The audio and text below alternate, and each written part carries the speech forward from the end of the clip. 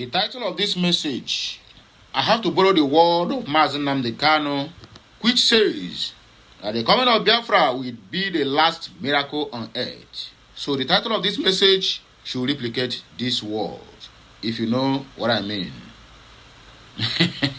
Yes, divine intervention. I repeat, divine intervention. The last miracle Mazen Nnamdi Kanu have been talking about don't finally happen. And that is what I'm about to play to you now. Please, calm down to listen to this voice very clearly. I repeat, calm down. Leave whatever you are doing. If you don't have data, my brother, use Run. Go and get data. Watch this message from beginning to the end. I can assure you, you will never regret watching it. And you will never regret the data you spend in watching this message. Please, I beg you, do me a favor. Make sure as you are watching, let your next door neighbor also watch this message. It is for all Igbos. Like, share, comment, subscribe. Follow us on all our social media handles. Oya, let's go there. Following the Nnamdi Kanu trial for years, we have seen the drama, the adjournments, the DSS raids, and the secret police games. But what we are looking at today, Monday, February 9th, 2026, is a legal blunder so massive, so embarrassing, that it could be the single key that finally unlocks the prison doors for the IPOB leader. We can interject moving forward. So please, in case there's any interjection, don't let your heart not be troubled. No, don't feel, why must this guy do this? There's a reason for it. Let's continue. The line is, the court document the prosecution should never have submitted. And trust me, when you hear the details of this document, you will wonder if the federal government's lawyers were sleeping on duty or if this is divine intervention. We are breaking down the explosive details contained in the fresh notice of appeal filed just days ago by Kanu's legal team. You know that back in November 2025, the Federal High Court, led by Justice James Omotosho, shocked the world by sentencing Nnamdi Kanu to life imprisonment. It was a dark day for his supporters. He was moved from the DSS facility to a correctional center in Sokoto State. Yes, Please. Sokoto, Keep far sharing. away from his home base. Keep sharing. Everyone thought it was over. Keep sharing. Everyone thought the government had won. But here's the twist. In their rush to secure a conviction, the prosecution made a fatal mistake. They submitted a charge sheet, the very document that outlines the crimes, based on a law that no longer exists. Okay. According to the new court filings, which dropped on February 4th, 2026, Nnamdi Kanu was tried and convicted under the Terrorism Prevention Amendment Act of 2013. Now, you might say, so what? It's still a terrorism act. No, it is not just semantics. That 2013 act was repealed, abolished, and replaced by the Terrorism Prevention and Prohibition Act of 2022. This is the document they should never have submitted. By submitting charges under a dead law, the prosecution has essentially built a castle on quicksand. In law, you cannot try a man for a crime using a law that has been thrown into the dustbin of history. Kanu's lead counsel, Aloy Jima. Let me say something before we continue, please. Sorry for interjecting. The reason why they amended that law, they don't know that the case of Mazen Nnamdi Kanu is going to sprung up. They don't know. They don't know that they are going to need it when it matters most to them, to an obstacle to whatever agenda they have in that zoo called Nigeria. They don't know. What would I call him?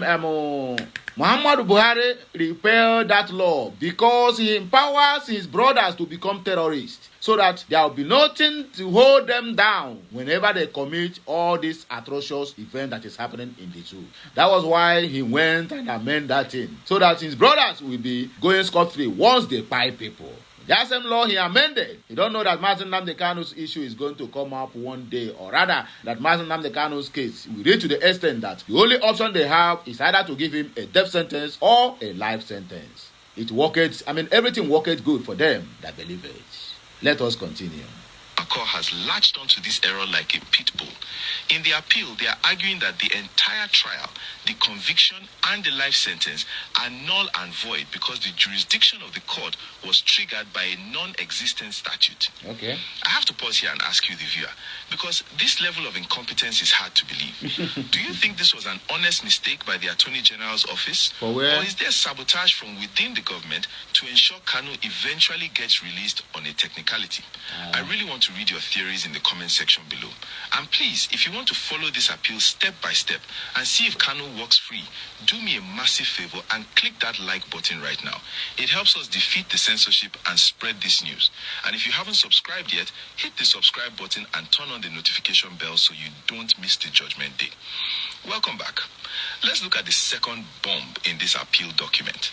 The lawyers are also arguing that the trial court committed a grave error by denying Kanu his right to allocutus. For those who are not lawyers, allocutus is a sacred tradition in law.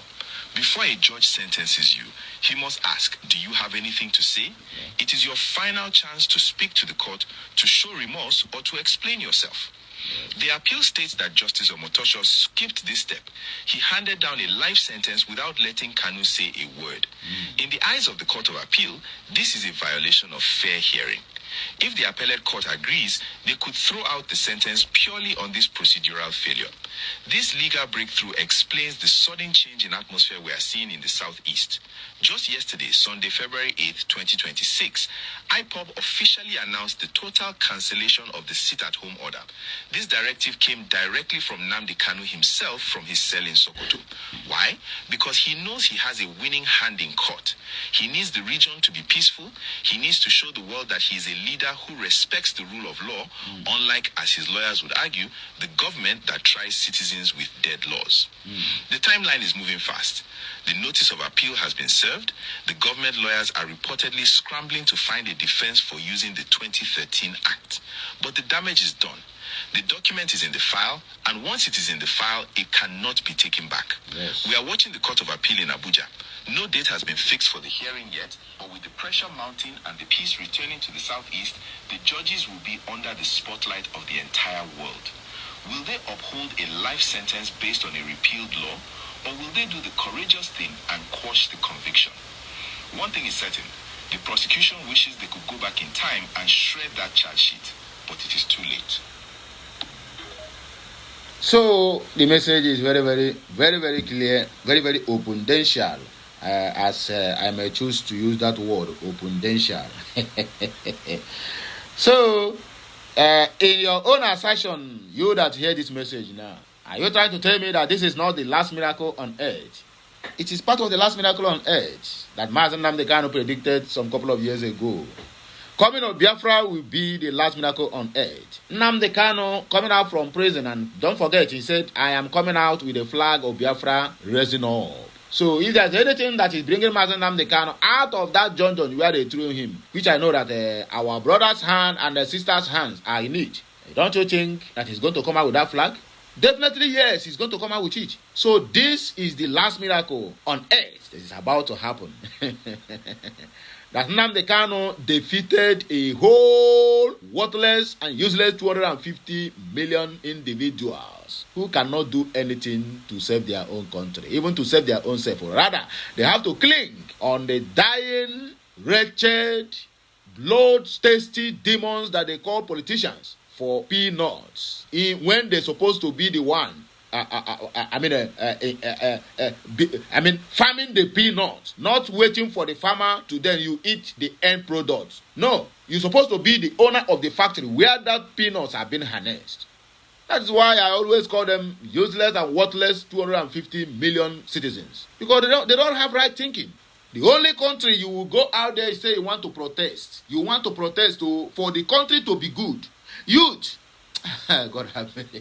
Youth that don't have work after graduating from school will then organize a counter protest to counter what you are doing, simply because the same people who made them not to have work, who made their life miserable, have given them peanut of 20,000 or 10,000. Sometimes they do it on credit, and at the end they will not receive any dime. But that does not mean that these people will not come back tomorrow again and still use them. So whenever I call them 250 or 230, no matter how many population they are, worthless and useless, my brother, I am in my right sense. Counter protest, where they do, there's no any son or daughter of any rich man that is going to be there. Counter protest, to protest for your country to be good. Now you too, most of them graduated with first class, but the same people, the same useless government that couldn't make them to see a good work. Rather, they have reserved the whole work poor man children will enroll into, to their fifth and even to their 1,000 generation that unyet born. And yet, the same youth will be hired tomorrow with 20,000 naira to come and constitute nuisance, all in the name of trying to defend what is not defendable. Mazen Nnamdi Kanu's coming out will be the last miracle on earth, because he is coming out with a flag in his hands. If you have any question, drop it at the comment section. Let us see the comments also. Tiochi said, what stopped his lawyers from taking this case to the ICC instead of wasting time seeking justice from a corrupt system? Let me see people reply to him. Events video story said, seems like this video found you by chance. You only watch cartoons, right? Or you didn't hear he was extraordinary rendition to Nigeria. He was kidnapped in Kenya with a British passport. What more info do you need to know? Your question is pointless. Shedrack said, instead of replying harshly, try to educate him politely. We are all human beings. Our knowledge is limited. Event videos to Shedrack. The question was too silly. Not every ignorance should be excused. And his comment was more of a statement than a question. If he really wanted to know, he could have asked Google. Or, do you know why the lawyers haven't taken it to ICC? Let me continue reading the response. Shedrack to event video said, okay. Mullins said, my question exactly. Mullins said, how does this answer his question? King said, try and understand what he meant. He is trying to say that Nigerian system is so corrupt that his lawyers support to report the case. Okay, they're supposed to report the case to ICC. Toby Onyeka said, Kanu once said that the Nigerian system will make mistake that will collapse Nigeria. No doubt about it, my brother. There's no doubt about it. Now, true, he talk. And that is exactly what is happening now.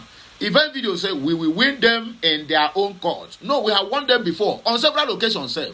All the whole federal court, both high, supreme, and appeal, Nnamdi Kanu have won in all. Let me tell you how we won in all.